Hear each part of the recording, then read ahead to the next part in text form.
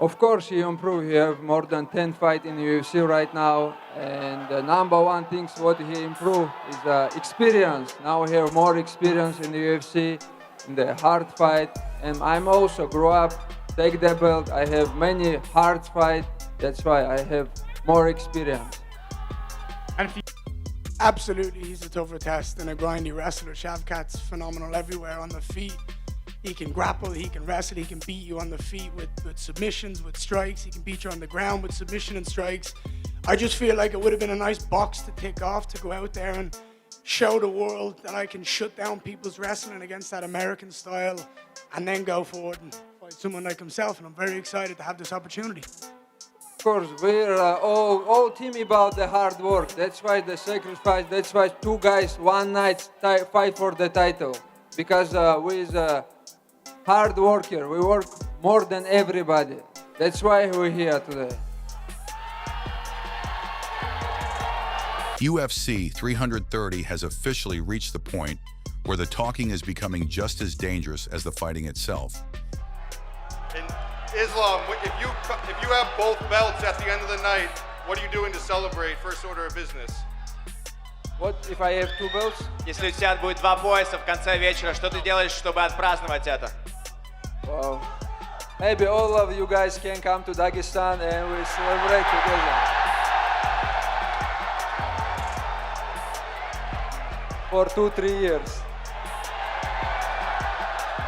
And the latest press conference delivered exactly the kind of tension UFC fans were waiting for. I'm gonna show, guys. I'm the best fighter in the world. That's why I have to show who I am this Saturday night. And I will show you, inshallah.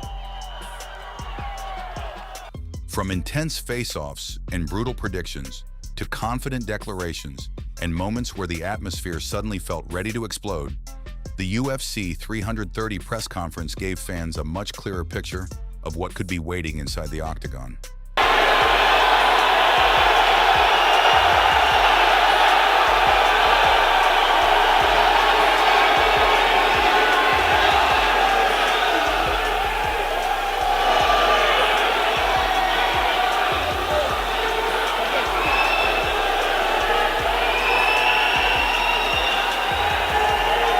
The biggest spotlight, of course, was on Islam Makhachev and Machado Garry, two fighters with completely different styles, completely different paths to this moment, and absolutely no shortage of confidence. Going. Every single one of you is talking about me. Every single one of you is here to see me. What made this press conference so interesting was that neither man appeared willing to give the other even an inch psychologically. Islam arrived with the reputation of a dominant champion who has spent years breaking opponents down with suffocating grappling, relentless pressure, elite control, and increasingly dangerous striking.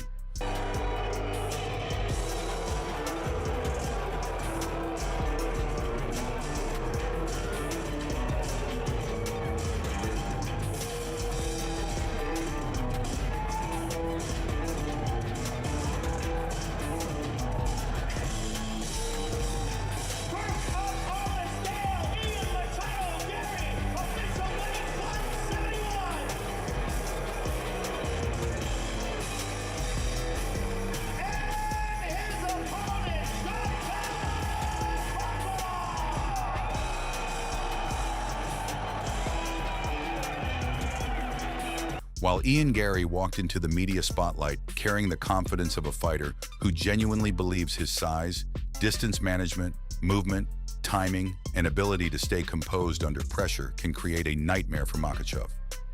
From the opening questions, the central debate was obvious.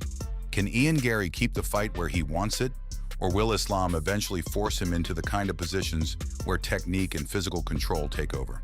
There'll be nothing he can do about it, and I'll talk to him, I'll dance in his face, I'll do whatever I want, because the truth is, when we get locked into that cage one day, he's never going to be able to deal with me.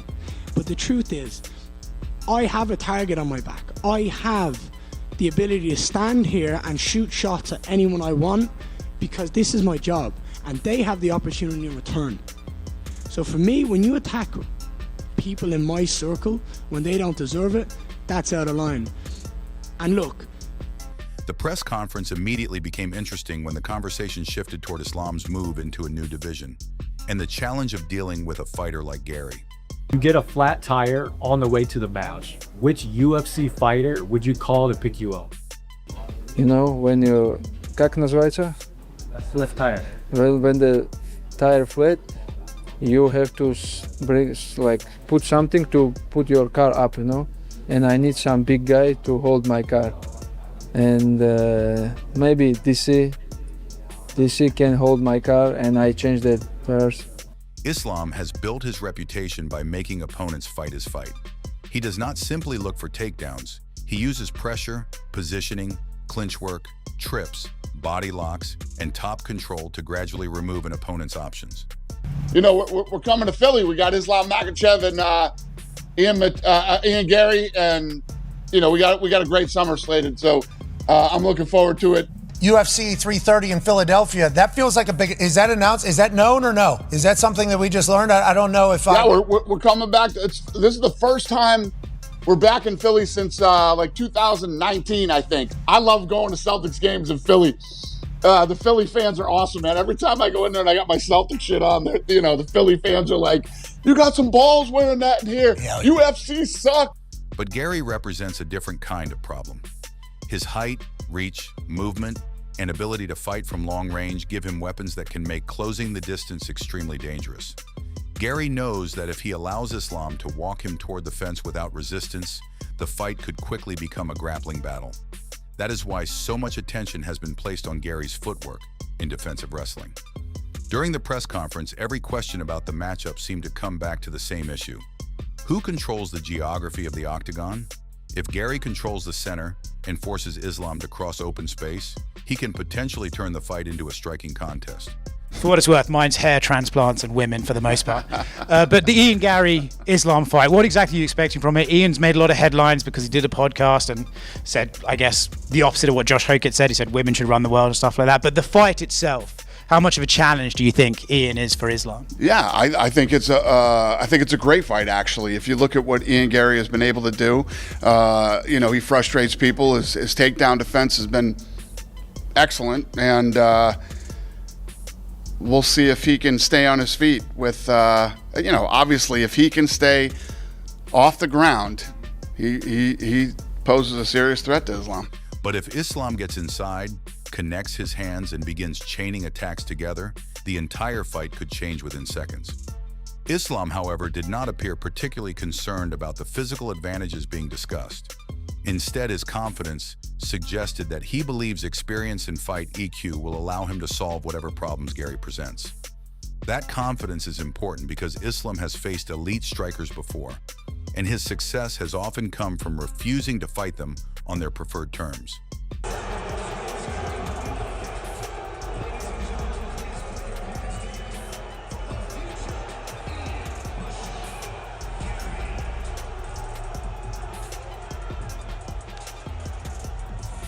Rather than standing at range and trying to prove that he is the better striker, Islam's biggest weapon is his ability to make opponents react to the threat of the takedown. The moment an opponent starts worrying about being taken down, their striking stance can change, their movement can become predictable, and openings begin to appear. Islam can then use that hesitation to enter the clinch, attack the legs, pressure toward the cage, or simply force his opponent backward. This is what makes the matchup with Garry so fascinating. Garry cannot afford to overcommit to a fence because every missed combination could give Islam an opportunity to change levels. But he also cannot become too defensive because giving Islam too much space and initiative could allow Makhachev to dictate the pace. Then came one of the biggest themes of the entire press conference: confidence. This event was no different. He spoke with the kind of confidence that suggested he does not view himself as an underdog walking into a champion's world.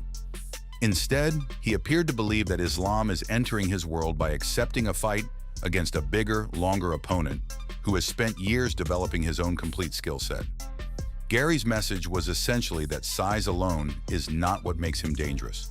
His timing, accuracy, movement, distance control, and ability to make opponents miss are all parts of the equation. He believes that if he can keep Islam reaching, resetting, and chasing, the champion will eventually begin taking risks. And when an elite fighter starts taking risks against a long, accurate striker, the consequences can be severe.